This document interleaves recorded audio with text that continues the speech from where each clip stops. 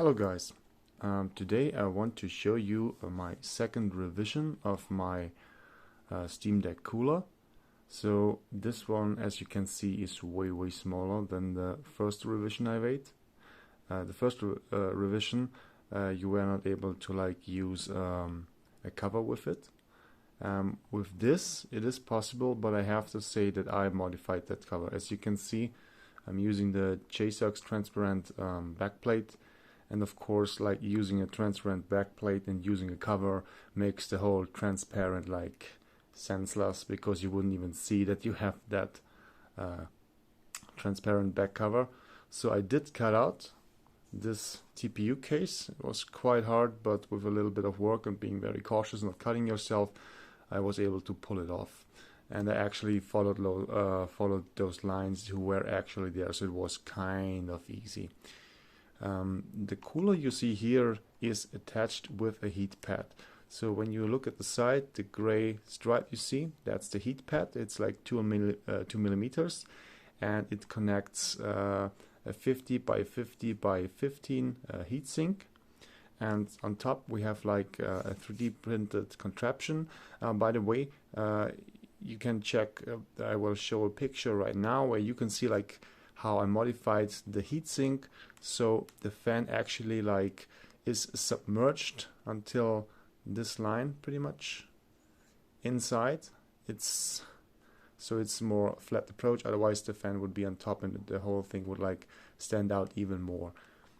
So in comparison to my first revision one, this one as you can see is much smaller already, and it's a permanence a mounted solution, more or less. I mean, it's not permanent, it's really only held on by the thermal pad that's between the heatsink and the JSAUX backplate, the aluminum plate, and this part with the fan, the battery and the switch and the USB-C connector is pretty much just applied on top of it, and is held back by little clamps here. So when you bend down those sides, you can actually pull off the whole thing with the fan, and you will see the naked fan on top of the back plate. So it's pretty easy actually. As you can see, I have a switch here, there's a battery inside the compartment and a little USB-C connector with a charging board, a tiny one, and all you do is you switch it on and you can feel air coming out on the side, and this one assists the internal deck cooling with temps. By now this deck is overclocked now. It can do a max of 3.9 gigahertz on the CPU side and a max of 2100 on the GPU side. I did reach a little bit over 2000 on the GPU side. That's possible, especially with Doom. It's actually pretty interesting. Some games use the APU inside the Steam Deck very differently. At some games it's pretty much locked to 1600 megahertz on the GPU side. For example, with Resident Evil 2, for example, it was never going above 1600 for some reason. Doom, at the other hand, was going on 2000 with ease, even for a short few moments, even over 2000.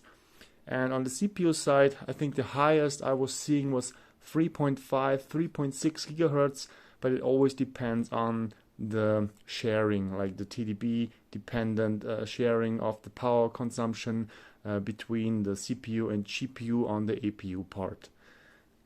So yeah, that's that. The battery inside here is a lithium polymer battery with 700 milliamps. You can charge it under 1 hour, and this is a little fan, a little 5-volt fan. It holds almost forever, so recharging that is not often required, because I don't know, maybe I could let this little thing run for no clue. I would have to calculate that, but it holds a very long time, and it does support the internal fan and helps a lot with temperatures, especially as it is overclocked. It's not as capable of the big one, the first one I did, the Steam Deck cooler, but it is big enough to keep temperatures under control, so I'm always below 90 degrees Celsius, mostly even lower. This works really nice.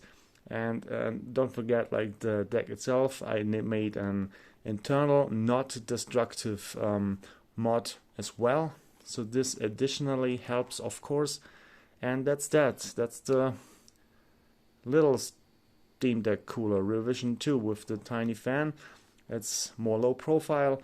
Yeah, it does not fit in the bag, but I'm mostly playing at home, and it does not fit in the original Steam Deck case, but any other case with a little bit more room should fit, and you can take it off, but the thermal pad does not taking it off that easy.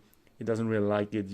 At some point you're gonna tear it, and for now I just leave it where it is because it is overclocked, and I want to be able to put that little guy into gear and help the internal temps with this additional fan.